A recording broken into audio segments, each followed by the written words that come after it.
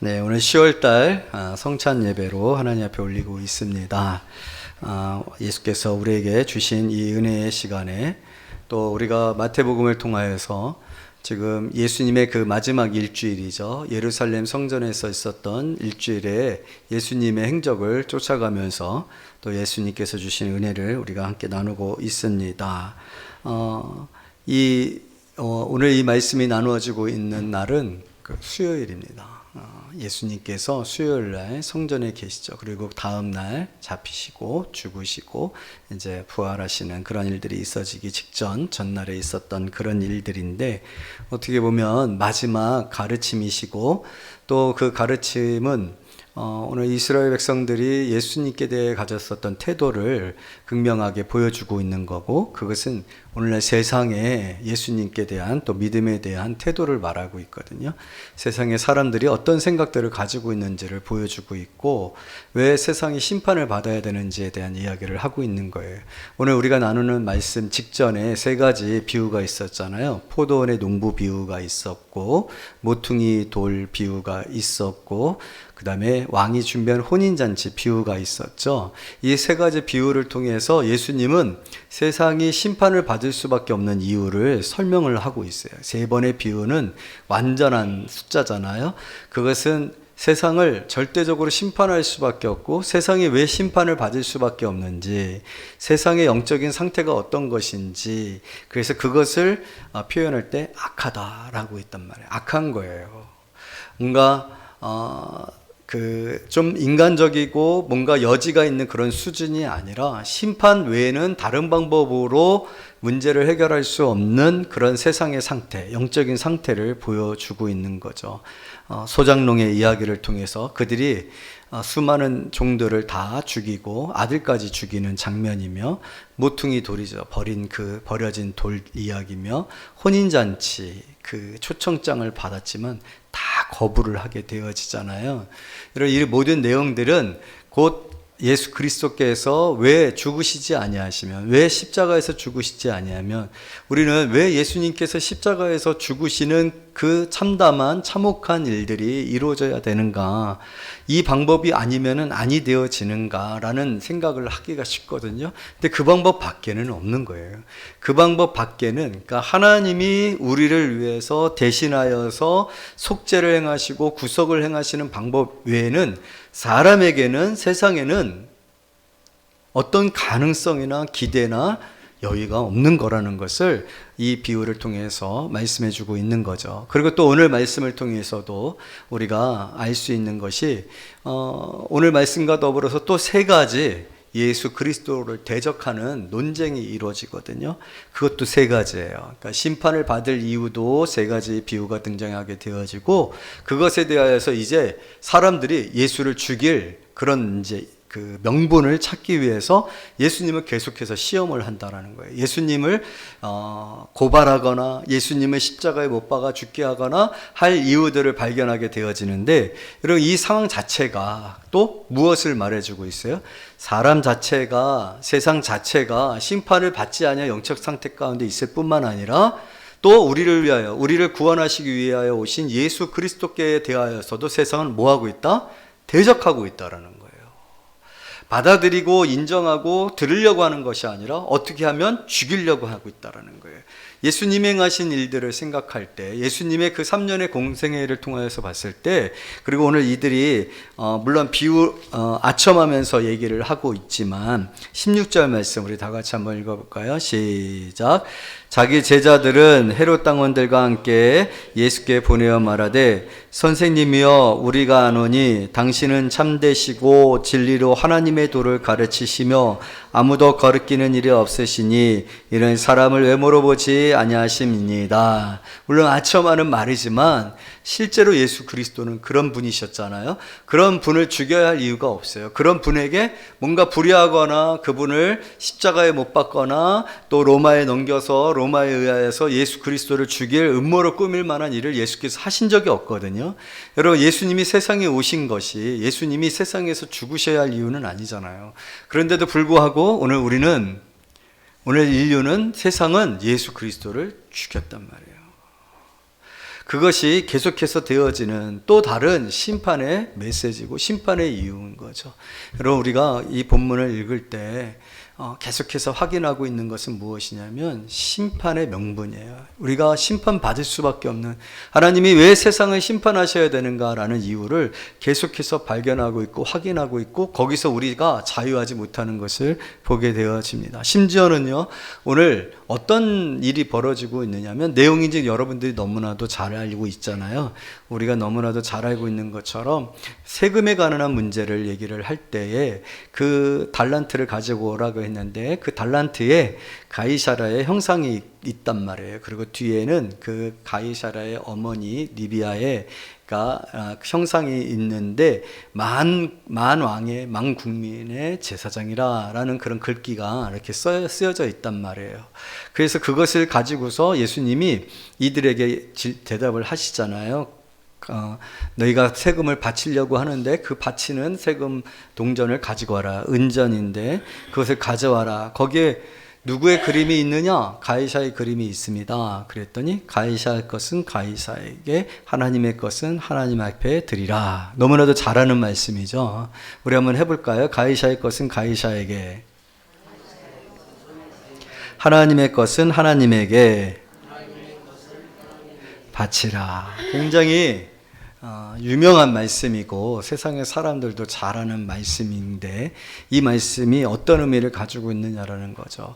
여러분들, 이 말씀이 바로 예수를 죽이려고, 예수를 모함하려고, 예수를 어떻게든지 고발해서 예수를 죽이려고자 하는 시도에서 시작되어졌다는 거예요. 그런데 그 시도가 누구에서부터 시작되어졌냐면, 그 직전에 계속해서 비난받았던 바리새인과 서기관들이 와서 예수님과 논쟁하잖아요. 그때 예수님께서 비유로 너희들이 악하다라는 것을 증명하고 계시자는 거예요.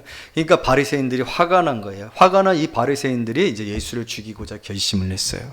그런데 그 모든 성전에서 많은 사람들이 예수님과 바리새인 간의 논쟁 가운데서 바리새인들이 창피를 당하고 모욕을 당하고, 비유가 너무 쉬웠기 때문에 예수님의 비유의 대상이 바리새인인 것을 너무나도 정확하게 알고 있었어요.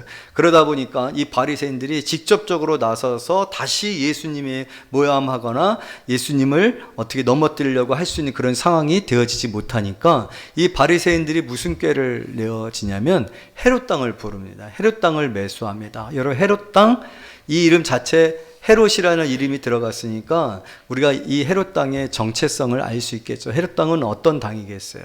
헤롯 왕을 추종하는 그런 당이라고 생각을 하시면 됩니다. 당시는 분봉왕 헤롯 왕이 다스리고 있었단 말이에요. 세례 요한을 목베어 죽게 한 그 헤롯 왕입니다. 이 헤롯 왕이 다스리고 있었는데, 이 헤롯 왕은 유대인이 아니에요. 에돔 사람이에요. 그런데 로마에 청탁을 해서 유대를 다스리도록 왕이 되어졌단 말이에요. 그러다 보니까 유대인들하고의 관계가 좋아요? 좋지 않아요? 좋지 않아요.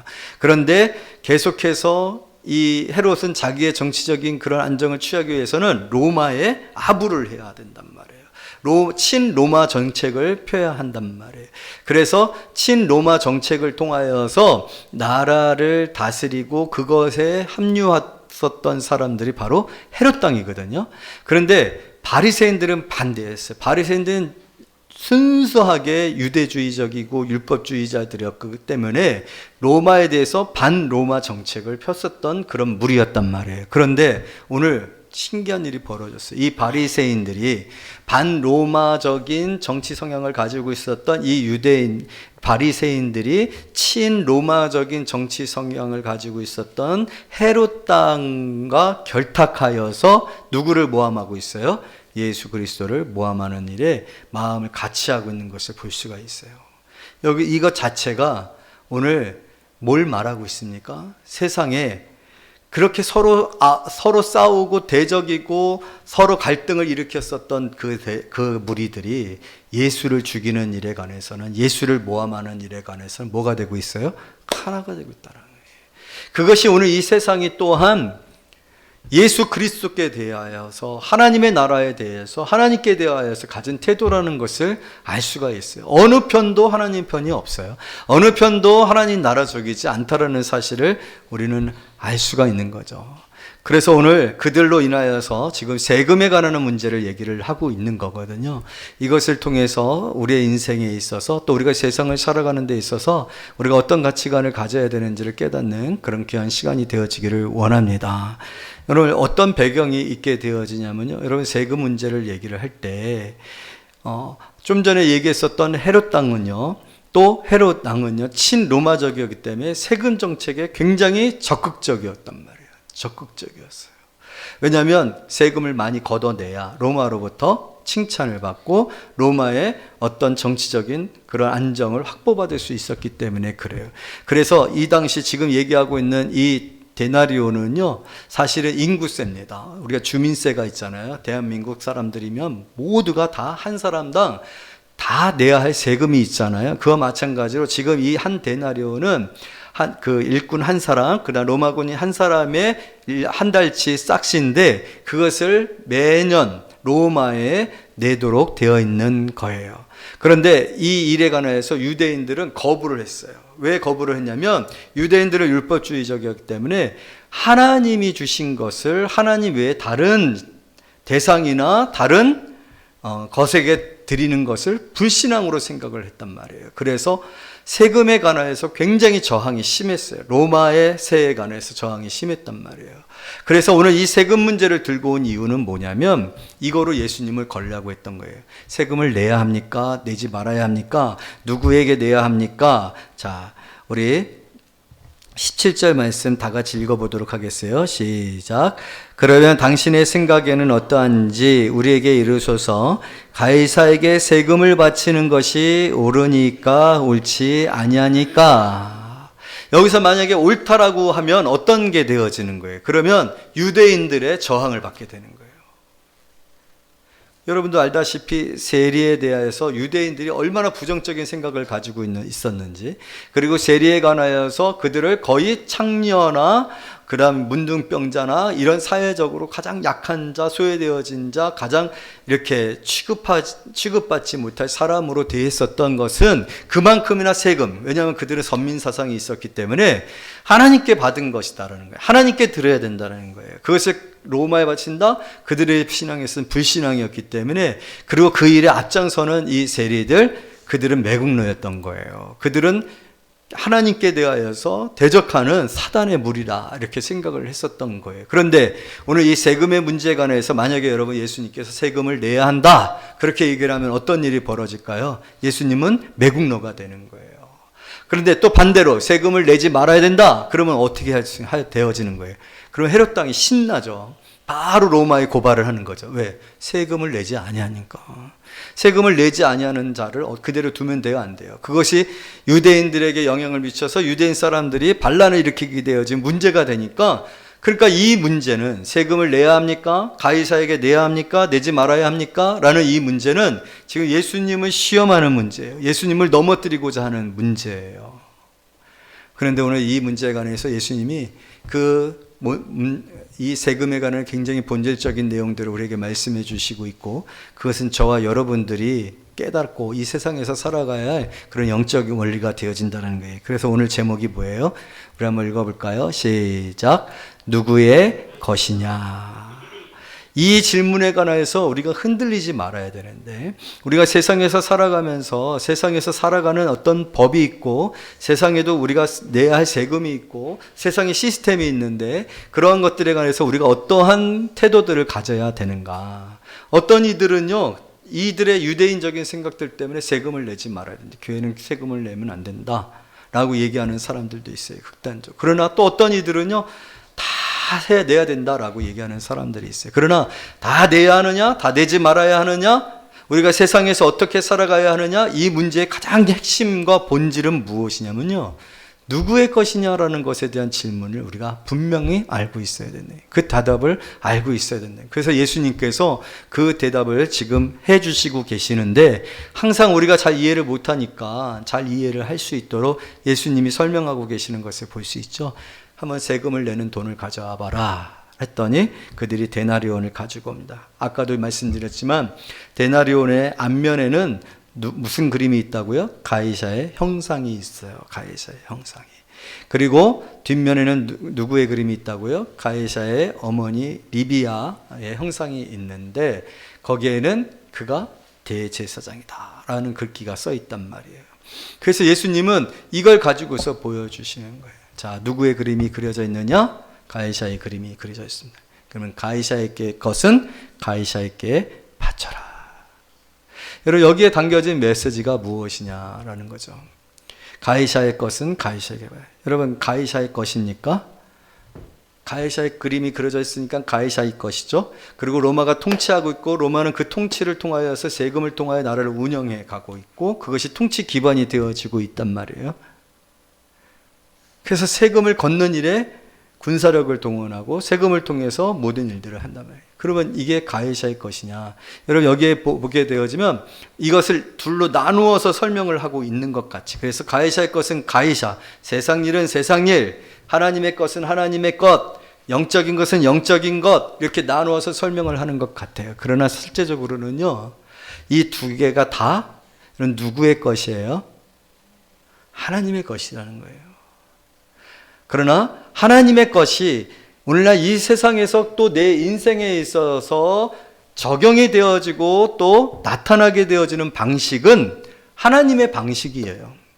하나님께서 지금 이 나라를 어떻게 다스리고 있어요? 가이사를 통해서 다스리고 있는 거예요. 여러분, 우리가 로마서 13장에 보게 되어지면 말씀 다 같이 한번 찾아보도록 하겠습니다. 로마서 13장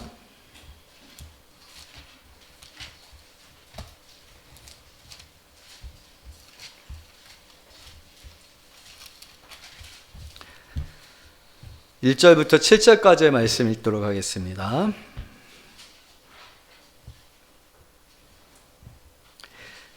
교독해요. 각 사람은 위에 있는 권세들에게 복종하라. 권세는 하나님으로부터 나지 않음이 없나니 모든 권세는 다 하나님께서 정하신 바라.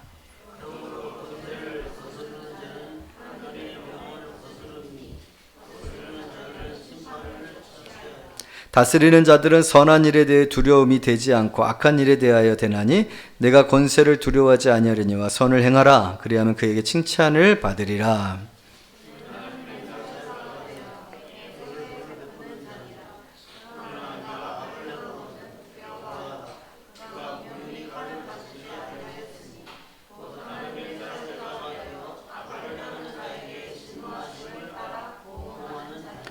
그러므로 복종하지 아니할 수 없나니 진노 때문에 할 것이 아니라 양심을 따라 할 것이라.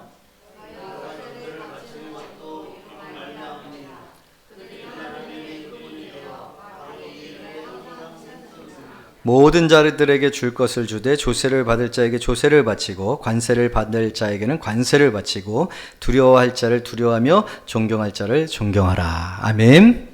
여러분, 이것이 오늘날 우리 기독교의 이 세상에 대한 태도입니다. 오늘날 이 세상은 하나님으로부터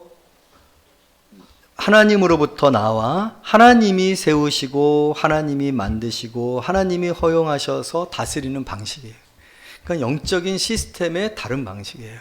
그래서 우리는요, 법을 지켜야 되고 세금을 내야 되고 세상에 살아가는 방식을 따라가야 합니다.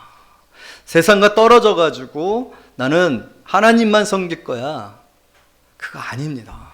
하나님이 우리를 다스리고 우리를 살아가게 하시는, 그리고 그 살아가게 하는 방식에는요, 하나님의 나름대로의 지혜와 섭리가 있어요. 권위가 있고 권세가 있고 힘을 하나님께서 부여하고 그 힘을 통해서 하나님의 백성을 보호하고 나라를 지키고 악에 치우치지 아니하도록 하나님은 이 세상에 시스템을 허락하신 거예요. 그렇기 때문에 가이사의 것은 가이사에게 바치라 라고 했을 때 그 이면에는 무슨 말씀이면 그 가이사를 통하여서 하나님은 지금 세계 역사를 움직여 가고 있다라는 거거든요.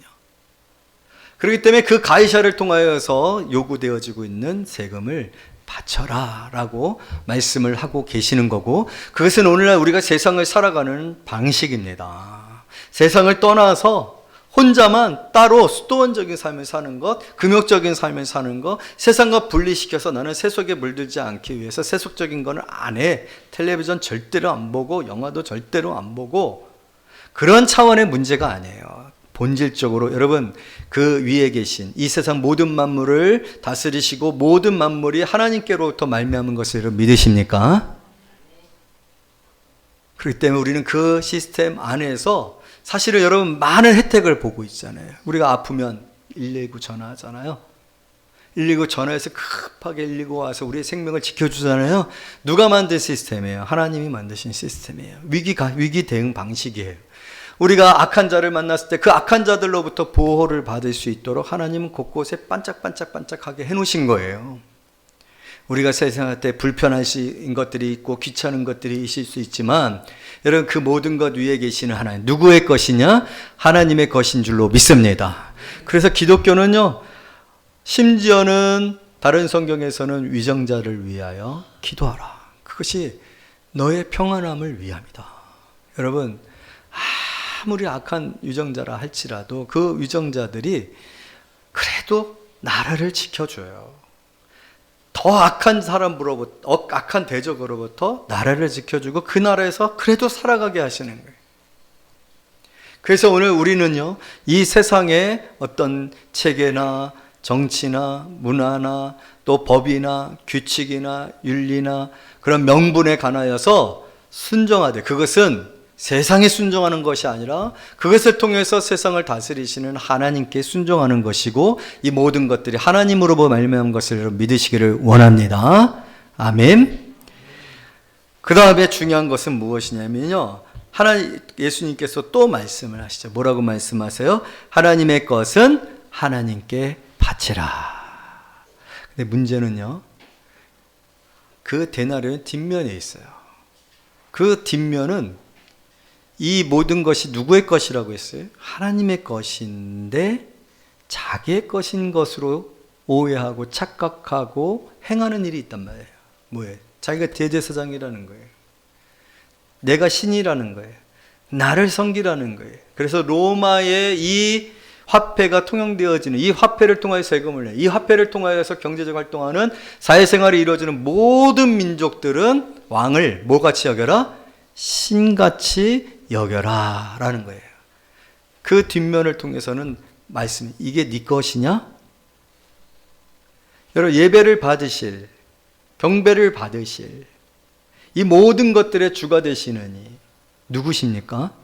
하나님의 것이죠. 이건 누구 것이냐? 이것이 네 것이냐? 하나님의 것이라는 거예요. 하나님의 것을 하나님께 돌리지 아니하는 것에 관해서는 오늘 이 말씀 뭐라고 얘기해요? 하나님의 것은 하나님에게 돌려라 라는 말씀은 하나님께 돌려야 할 것을 하나님께 돌리지 아니하는 것에 관해서는 NO! 그것은 거절해야 되고 거부해야 되고 멈추어야 된다는 거예요. 여러분 오늘 주일이 있어요. 사람들은 오늘 이 주일을 자기의 것으로 생각을 해요. 내 권리라고 생각해요. 내가 쉴 수 있는 권리라고 생각해요. 그래서 내 시간으로 써요. 아니에요. 주일은 하나님의 시간입니다. 아멘. 그래서 우리는 주일날 예배를 드려야 하는 거예요. 무슨 얘기인지 아시겠죠? 하나님이 받으셔야 되고 하나님의 것인데도 불구하고 하나님이 세상을 다스리는데 그러나 이 세상 속에서도 여러분 오늘 아까 읽었었던 말씀 속에서도 그 권세자가 하나님이 주신 권세임에도 불구하고 그 권세를 가지고서 두려워하지 아니하고 자기의 것인 양 행할 때 그 일에 대하여서 하나님을 두려워할 일들을 하나님께서 행하시겠다라고 말씀하고 계시는 것을 볼 수 있어요. 여러분 어떤 악한 왕이라도 또 하나님의 것을 자기의 것으로 취한 어떤 것들이라도 멸망당하지 아니한 것은 없어요. 그것은 하나님의 것이었기 때문에 그래요. 오늘 이 말씀이 가지고 있는 메시지는 바로 그 메시지입니다. 오늘 우리가 세상을 살아갈 때 우리는 세상의 시스템과 세상의 가치와 또 세상에서 하나님께서 우리에게 주시고자 하는 어떤 안정과 축복과 평안을 위하여 허락하신 것들을 우리는 순종하고 따라가야 합니다. 그러나 그것이 하나님의 것임에도 불구하고 신이 되어지고 우상이 되어지고 하나님께로 돌려지지 아니할 때는 어떻게 해야 돼요? 멈춰야 된다는 거예요. 하나님의 것은 하나님에게 드리라. 이 말에 이들은 답을 얻지 못하고 그 말씀의 놀라움을 보고 떠나가게 되어지는 그런 모습을 보게 되어집니다. 이 말씀을 통해서 오늘 설교의 제목이 누구의 것이냐. 여러분, 이 말씀은 굉장히 포괄적으로 전 우주적으로 우리의 인생 전체를 통하여서 우리에게 항상 주어지는 질문이에요. 누구의 것이냐? 우리에게 분명한 인식이 있게 되어지면 우리는 우리의 삶 속에서 이 모든 것 위에 계시는 하나님을 보고 그 하나님이 행하시는 일에 때로는 우리가 마음에 들지 않을 수 있어요. 우리가 생각할 때 이해가 되어지지 아니할 수 있어요. 그러나 그것에 관해서 순종할 수 있게 되어지고 또 하나님의 것에 관하여서는 철저하게 믿음으로 결단하며 하나님께 온전히 돌리는 진정한 예배자로서의 삶을 살아갈 수 있게 되어지는 줄로 믿습니다. 그것이 오늘 이 말씀의 주제입니다.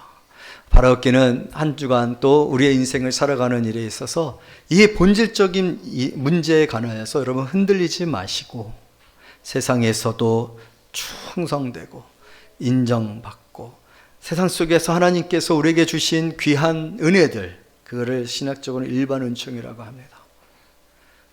우리뿐만 아니라 세상의 많은 사람들에게, 죄인들에게까지도 허락하신 귀한 그 은총, 그 은총을 발견하며 누리며 감사하며 사는 성도들 되어질 뿐만 아니라 특별하게 하나님이 우리에게 주신 은혜, 우리가 하나님께 나아가야 하고 하나님께 드려야 하고 하나님의 것이다라는 것 분명하게 깨닫고 그것을 결코 세상과 타협하지 아니하고 하나님께 돌리는 저와 여러분이 되어지시기를 말씀으로 축복합니다.